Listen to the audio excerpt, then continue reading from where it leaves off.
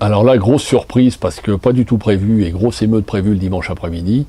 On a un des blockbusters des ventes en France, mais également une femme très tendre, très sympa, qui écrit des superbes romans, qui normalement ne pouvait pas venir, et qui, pour faire plaisir à la Griffe Noire et aux Sommeriens, se déplacera expressément le dimanche, parce que vraiment elle avait un emploi du temps très chargé. Il s'agit de Tatiana de Ronay. Tatiana de Ronay, c'est Spirale, Boomerang, La mémoire des murs, Rose, surtout son fameux livre qu'il a fait découvrir, elle s'appelait Sarah, et là qui nous revient avec son livre un peu autobiographique qui s'appelle À l'encre russe. Alors c'est un événement parce qu'elle ne fait pas souvent de dédicaces, et surtout pas dans les salons comme ça en plein air, donc je compte sur vous pour lui réserver un accueil digne de son rang d'écrivain populaire, célèbre, mais mérité. Une autre grosse pointure qui, je pense, ne sera là que le dimanche, mais qu'il faut absolument, qui est un incontournable du roman policier français depuis 30 ans et du roman en général tout court, c'est monsieur Didier Daninx. Alors Didier Daninx, je ne vais pas faire la liste parce que c'est un peu comme Pierre Bellemare, dans un autre genre bien sûr, mais au niveau de la quantité de livres qu'il a produits. Donc il nous fait le plaisir de venir le dimanche après-midi, et je pense que ce serait une belle rencontre, parce que c'est quelqu'un qu'on voit pas souvent non plus dans les salons et tout ça.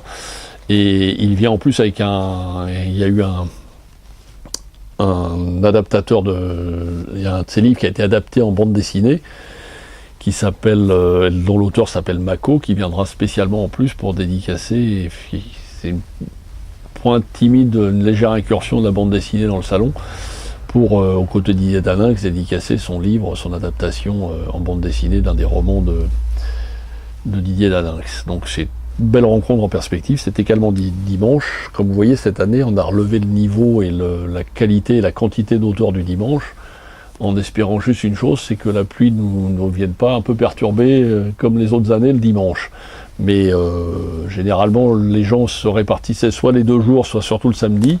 Donc c'est vrai que dans le domaine du roman, on a plus de monde le samedi que le dimanche.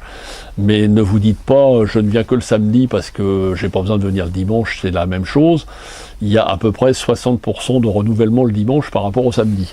Donc cette année, c'est vraiment un salon dont les 2 jours sont denses, complets, donc réserver du temps, des chaussures bien, peut-être un parapluie, on ne sait jamais, parce que bon, les années précédentes nous ont fait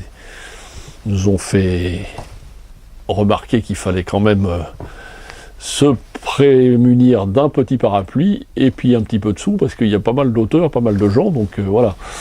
Donc hélas, voilà, mais bon, c'est des livres de qualité, ce sont des auteurs de qualité, et disons qu'un plateau pareil dans votre ville, sur la place du marché, c'est relativement rare, donc il faut en profiter.